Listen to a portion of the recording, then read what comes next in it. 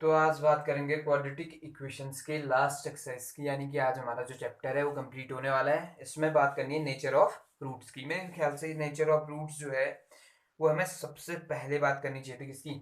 Nature of roots की, कि हमें क्वाड्रेटिक इक्वेशन में कैसे कैसे रूट मिल सकते हैं। ठीक, थोड़ा सा डिस्कशन किया हुआ था पहले, थोड़ा सा बताया हुआ था कि कब आपका इसके रूट्स जो हैं रियल होंगे, कब रियल नहीं होंगे, कहाँ पे स्टॉप कर देंगे। याद है आपको शायद, एक बार हमने बात करी थी कंप्लीटिंग स्क्वायर में पॉजिटिव साइन और नेगेटिव साइन की।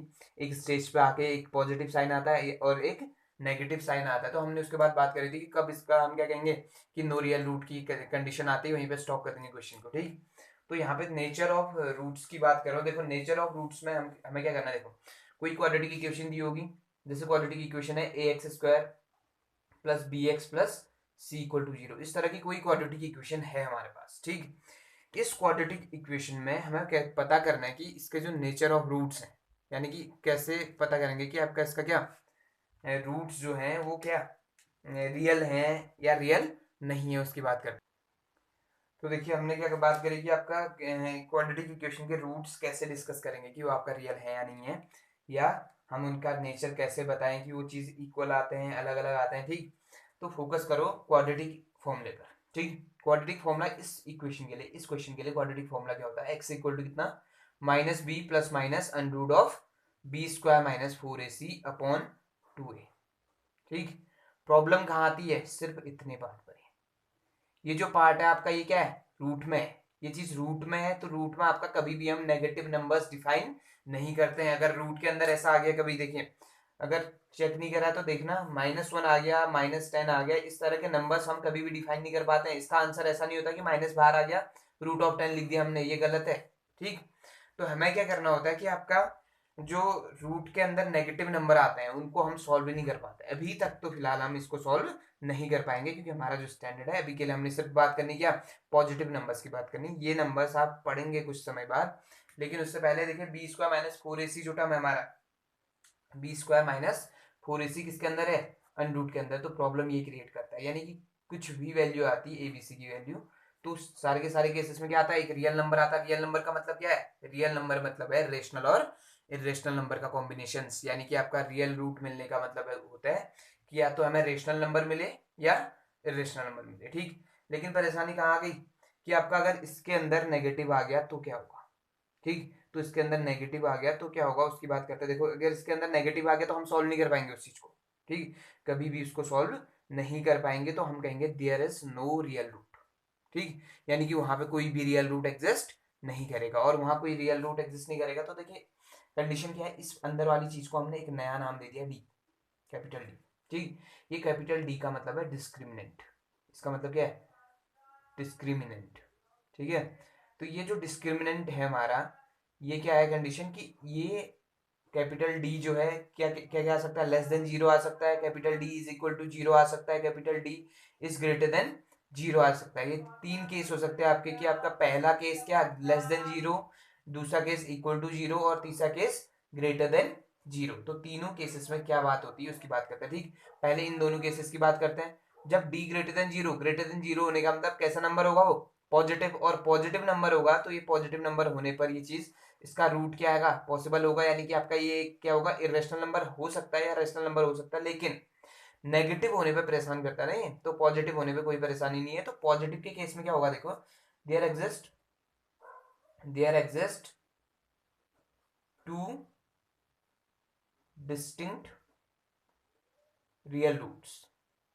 ठीक, there exist two distinct real roots. हमने बात करी थी इसकी डिग्री कितनी है? डिग्री टू है, तो इसके रूट्स भी कितने होंगे? सिर्फ और सिर्फ टू रूट्स होंगे। और दोनों के दोनों रूट्स कैसे होंगे कह दिया है? डिस्टिंक्ट। डिस्टिंक्ट का मतलब होता है दोनों रूट का अलग अलग होना। अगर एक माइनस टू है तो दूसरा माइनस टू नहीं हो सकता, बाकी कुछ भी होगा सिवाय माइनस टू के। ठीक है ना इतना? तो डिस्टिंक्ट का मतलब समझ पा रहे होंगे शायद आप। कब? जब ये ग्रेटर हो, यानी कि आपका जीरो ना हो, जीरो से बड़ा हो। जीरो से बड़ा कुछ भी हो सकता है पॉजिटिव में। तो पॉजिटिव होने पर इसके दो रियल रूट होंगे, दो रियल रूट होंगे, लेकिन आपके वो क्या होंगे? दोनों के दोनों डिस्टिंक्ट होंगे। डिस्टिंक्ट कैसे? देखो एक्स इक्वल टू कितना है? Minus B plus minus under root of B square minus four A C upon कितना? Two A. तो होने वाला क्या है? देखो अगर इसकी वैल्यू कुछ भी आती है, सपोज करो थोड़ी देर के लिए इसकी वैल्यू 16 आती है अंदर ही अंदर, तो ये 16 आएगा, तो इसका रूट कितना आ जाएगा? 4। तो एक बार माइनस बी में 4 ऐड होना है, एक बार सब्ट्रैक्ट होना है। तो समझ पा रहे होंगे 4 ऐड होने पे अलग आएगा, 4 सब्ट्रैक्ट होने पे अलग नंबर आएगा। तो इसलिए ये चीज आपका याद है कि दो डिस्टिंक्ट रियल रूट्स को देगा। ठीक हो गया इतना। दूसरा केस है जीरो को पकड़ो। देखो जीरो वाले केस में यहाँ पे क्या आएगा, देखो जीरो वाले केस में there exist two equal real roots. अब देखो जीरो वाले केस में क्या कह दिया, डी इक्वल टू जब जीरो डिस्क्रिमिनेंट जीरो होगा तो इसका मतलब है कि दो इक्वल रूट आएंगे। दो इक्वल रूट कब आएंगे, जब डिस्क्रिमिनेंट जीरो होगा। डिस्क्रिमिनेंट जीरो होगा तो ये अंदर वाली पूरी चीज क्या बन जाएगी, जीरो। ठीक, तो इसके दो रूट क्या क्या होंगे, देखो गौर से देखना। एक्स इक्वल टू क्या आ जाएगा, minus B plus zero upon two a, यानी आंसर क्या आ गया, minus b upon two a. और दूसरा क्या, x equal to minus b minus zero upon two a, यानी आंसर फिर से क्या आ गया, minus b upon two. Zero को किसी पे ऐड करूं या जीरो को किसी से सब्ट्रैक्ट करूं, बात हुई है।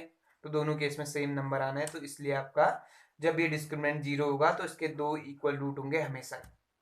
ठीक, तो ये नेचर को डिफाइन कर रहे हैं हम कि आपका कब रियल रूट एग्जिस्ट करेगा, कब रियल रूट एग्जिस्ट नहीं करेगा, कब उसके दो इक्वल रूट होंगे, कब उसके दो इक्वल रूट नहीं होंगे। तीसरा केस जब आपका वो लेस देन जीरो होगा, तो लेस देन जीरो में क्या हो जाएगा, अनरूट के अंदर वाली चीज नेगेटिव हो जाएगी। अनरूट के अंदर वाली चीज जब नेगेटिव हो जाती तो हम उसको डिफाइन नहीं कर पाते फिलहाल अभी के लिए। ठीक है, तो ये याद रखना कि there is no root, there exist no real root.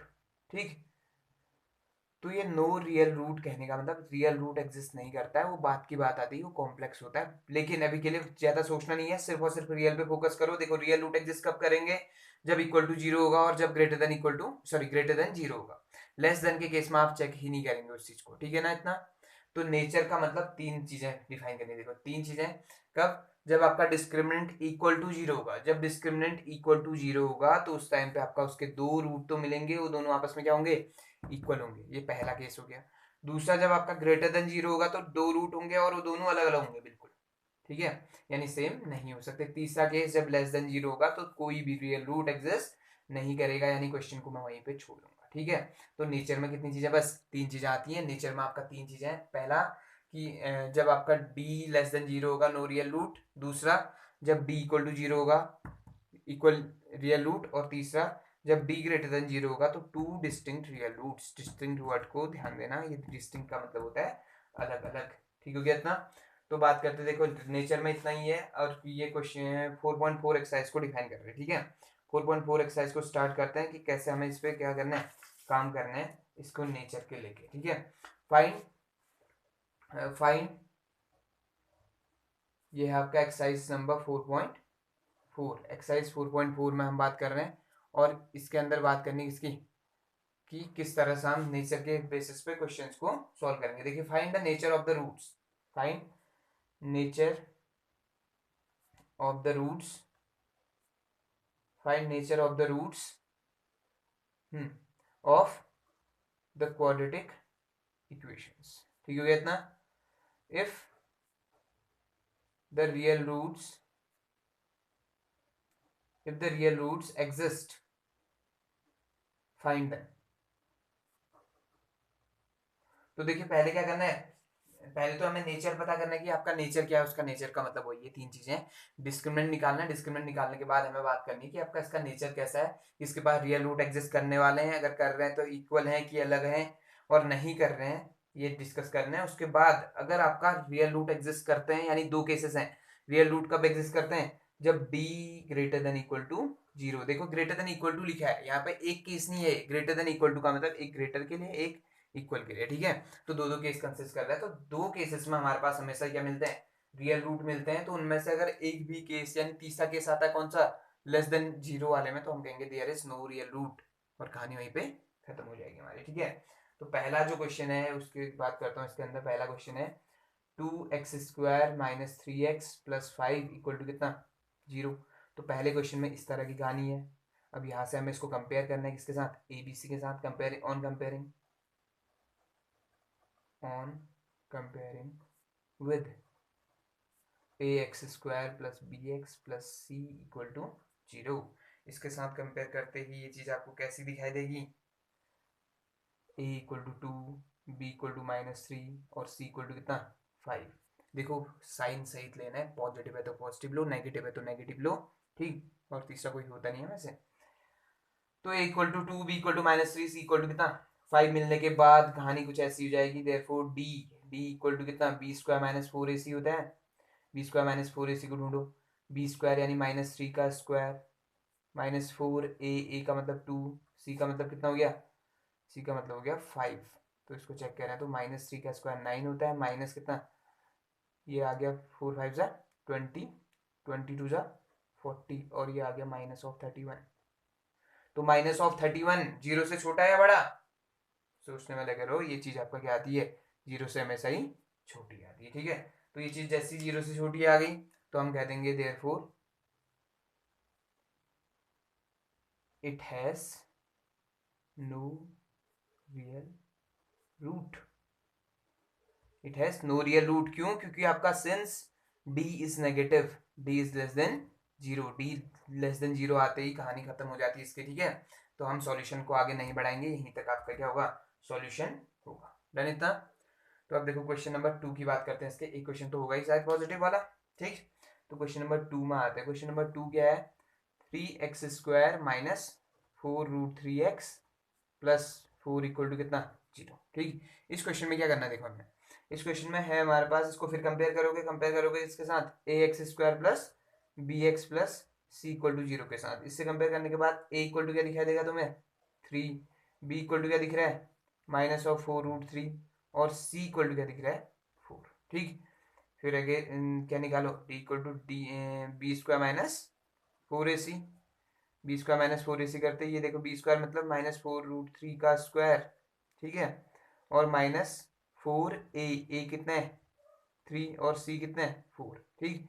अब देखो -4√3 का स्क्वायर करोगे तो -4√3 का स्क्वायर आता है, इसमें भी प्रॉब्लम हो रही होगी नहीं, तो इसको प्रॉब्लम हो रही है तो देखो -4√3 इंटू -4√3 कर देना है, ठीक है। अब क्या करोगे, माइनस माइनस क्या हो जाता है, प्लस 4 4 जा 16, अब अंदर बचा क्या बस √3 इंटू √3, ठीक। तो √3 इंटू √3 सेम नंबर का रूट जब आपस में मल्टीप्लाई होता है तो एक सिर्फ नंबर देते हैं, यानी कि ये इसको ऐसे देख सकते हो, देखो 16 √3 इंटू √3 को क्या लिखा जा सकता है 3 इंटू 3, 3 3 जा 9, 9 का रूट क्या होता है 3, तो 16 इंटू 3 यानी कितना आ गया 48, ठीक है। तो ये चीज आ गई 48। यहाँ देखो 4 4 जा 16, 16 इंटू 3 कितना, अब वो भी सोच रहे हो क्या, तो 16 इंटू 3 कितना आ जाएगा 48, और ये चीज कितना आ गई 0। तो यहाँ से हमें पता चलता है कि आपका जो डिस्क्रिमिनेंट है इसका कितना आ चुका है 0 आ चुका है, और डिस्क्रिमिनेंट 0 होने का मतलब है कि इसके पास कितने रूट्स होंगे, 2 रूट तो होंगे, लेकिन वो दोनों क्या होंगे इक्वल होंगे आपस में, ठीक है। Since d equal to 0 therefore it has 2 equal real roots, कहानी खत्म, ठीक। तो d0 आते ही आपका इसके पास 2 इक्वल रियल रूट आ जाएंगे, वही कहानी है इसकी, ठीक है। अब उनको हमें क्या करना है, फाइंड करना है। Now to find the roots, ठीक। Now to find the roots. अब रूट्स फाइंड करना है हमने, ठीक है। अब रूट्स फाइंड करते हैं, तो बात करते हैं कि कैसे काम करेंगे इस पर। तो now to find the roots, ठीक। रूट्स फाइंड करते हैं, क्वेश्चन पे आओ पहले। क्वेश्चन क्या था, भूल गए होंगे, तो मैं लिख लेता हूँ, देखो 3x² -4√3x plus 4 equal to कितना 0 था क्वेश्चन में, ठीक। क्वेश्चन इतना होने के बाद कंपेयर करा था, ए बी सी मिल चुके थे, तो मैं सीधे सीधे यूजिंग क्वाड्रेटिक फॉर्मूला,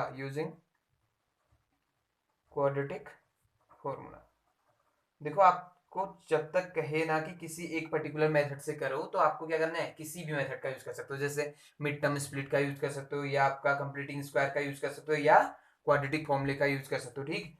तो क्वाड्रेटिक फॉर्मूला क्या है, आपका सबसे आसान काम है, x इक्वल टू क्या लिखना है बस -b प्लस -√b² -4ac और अपॉन में कितना 2a, ठीक। तो देखो x इक्वल टू -b ये पार्ट है ना, अब a b c भी लिखने पड़ेंगे तुम्हारे लिए शायद। a b कितना -4√3 और c कितने 4, ठीक। ये चीजें पहले कर चुके थे, इस पर ज्यादा फोकस इसलिए नहीं कर रहा हूँ कि abc कैसे फाइंड करना है, ठीक। तो यहाँ आने के बाद देखो b की वैल्यू कितनी है -80 रहा, b की वैल्यू कितनी -4√3 है, ठीक। और plus minus √b² -4ac just थोड़ी देर पहले निकाली थी, कितनी आई थी 0।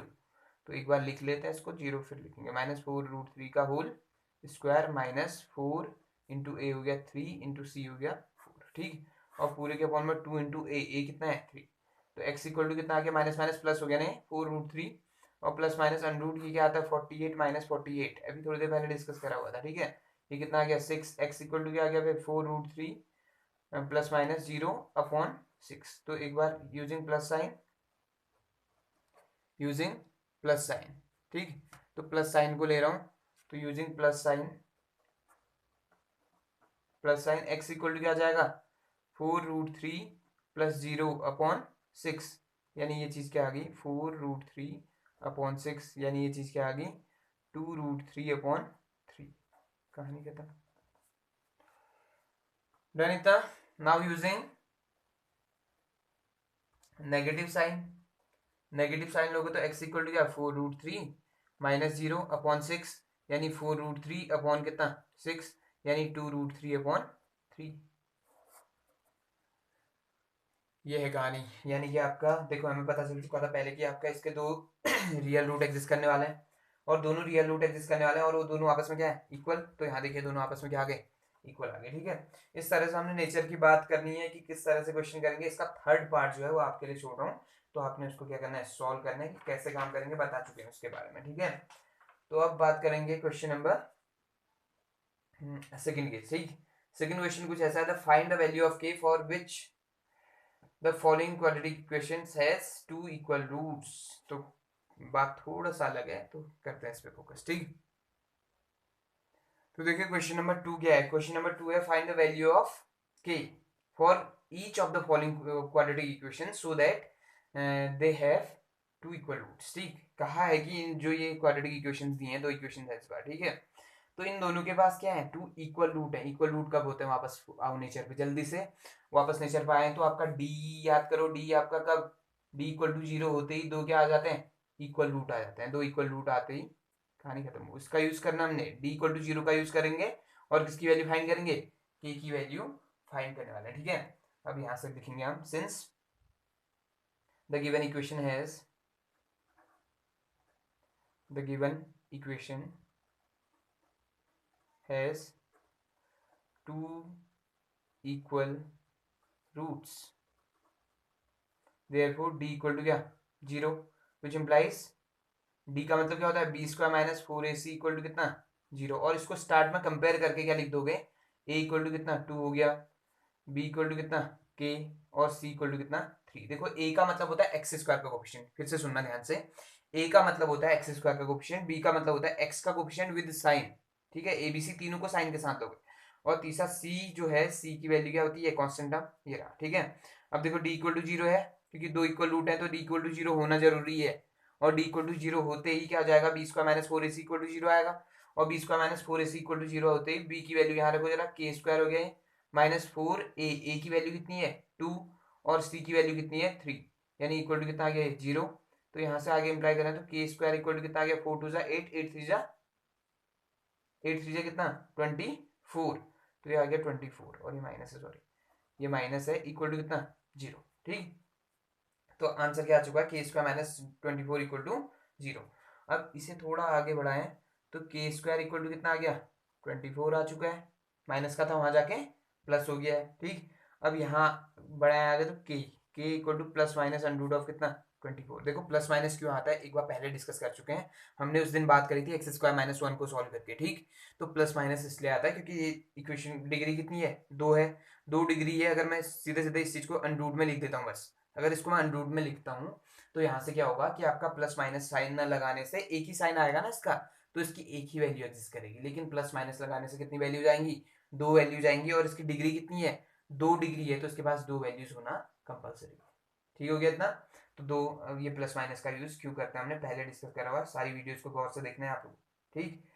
तो अब ध्यान से सुनना कि के की वैल्यू क्या आने वाली है हमारी। इसको थोड़ा सा फैक्टराइज करते हैं अंदर ही अंदर। इसको क्या लिख सकता हूँ देखो 4 इंटू 6 लिख सकते हैं, ठीक। कुछ और भी लिख सकते हैं 8 इंटू 2 भी लिख सकते हैं, लेकिन 8 और 2 में दोनों का आपका रूट जो है एग्जिस्ट नहीं करता है। तो मैंने इसे 4 इंटू 6 जानबूझ के क्यों लिखा है, 4 का रूट कितना होता है 2 और 6 का नहीं होता, तो उसको अंदर छोड़ देंगे। तो के की वैल्यू क्या आ गई प्लस माइनस, के की वैल्यू आ गई आपका प्लस माइनस कितना प्लस माइनस 2√6 प्लस माइनस 2√6 क्यों, 4 का बाहर आके 2 बन गया और 6 ऐसे रहा आपका, ठीक है।